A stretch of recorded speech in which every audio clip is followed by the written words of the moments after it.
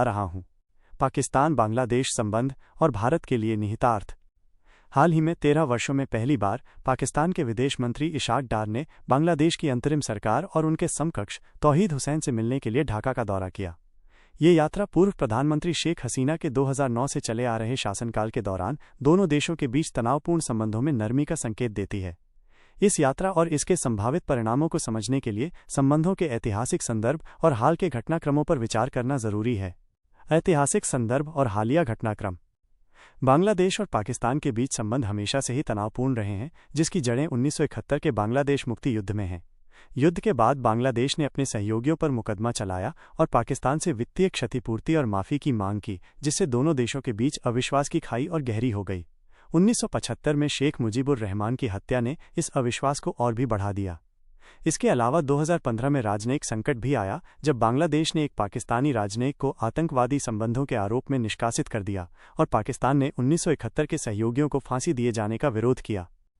अगस्त 2024 में शेख हसीना के निष्कासन के बाद से दोनों देशों के संबंधों में सुधार देखा गया है। पाकिस्तान के विदेश मंत्री की हालिया यात्रा ने इन सुधारों को गति दी है, जिसमें चीन की त्रिपक्षीय व्यवस्था ने अहम भूमिका निभाई। इस यात्रा के दौरान कई समझौतों पर सहमति बनी, जिनमें शामिल हैं राजनयिकों के लिए वीज़ा सुविधा, दोनों देशों के बीच सीधी उड़ानें शुरू करना, बांग्लादेशी विद्यार्थियों के लिए छात्रवृत्ति, व्यापार को बढ़ावा देने के उपाय जो वर्तमान में $1 बिलियन से भी कम है, अनसुलझे मुद्दे और क्षेत्रीय आयाम। हालांकि इस यात्रा के दौरान कई महत्वपूर्ण अनसुलझे मुद्दे भी सामने आए। बांग्लादेश अभी भी 1971 के नरसंहार के लिए पाकिस्तान से औपचारिक माफी और वित्तीय क्षतिपूर्ति की मांग कर रहा है। इसके अलावा बांग्लादेश में फंसे पाकिस्तानी उर्दूभाषी मुहाजिर का प्रत्यावर्तन भी एक बड़ा मुद्दा बना हुआ है। इस यात्रा के क्षेत्रीय और रणनीतिक आयाम भी हैं।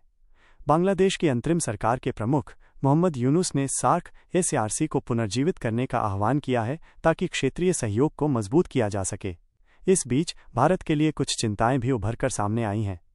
पाकिस्तान के राजनयिकों पर शेख हसीना विरोधी प्रदर्शनों के दौरान जमात-ए-इस्लामी कार्यकर्ताओं का समर्थन करने के आरोप लगे हैं, जिससे ढाका और इस्लामाबाद के बीच संभावित सैन्य और खुफिया संबंधों की चिंता बढ़ गई है। भारत के लिए निहितार्थ और आगे की राह। ये यात्रा भारत के लिए एक रणनीतिक संकट पैदा कर सकती है, क्योंकि पाकिस्तान भारत बांग्लादेश के बीच के तनाव का लाभ उठाकर अपना प्रभाव बढ़ा सकता है। भारत ने अंतर्राष्ट्रीय मंचों पर मोहम्मद यूनुस और तौहीद हुसैन से बातचीत की है, लेकिन अभी तक कोई आधिकारिक यात्रा या निमंत्रण का आदान प्रदान नहीं हुआ है। भारत को केवल संदेह के बजाय एक यथार्थवादी दृष्टिकोण अपनाना चाहिए। बांग्लादेश में फरवरी 2026 में होने वाले चुनावों को देखते हुए भारत के लिए ये महत्वपूर्ण है कि वो सभी राजनीतिक दलों के साथ अपनी सहभागिता को बढ़ाए। यूनुस सरकार को समावेशी राजनीतिक प्रक्रिया को प्रोत्साहित करे। दक्षिण एशिया की संवैधानिक नैतिकता और सहकारी संघवाद पर आधारित क्षेत्रीय कूटनीति पर पुनर्विचार करे। इस यात्रा से दक्षिण एशियाई भू राजनीति में बदलती गतिशीलता साफ दिखाई देती है।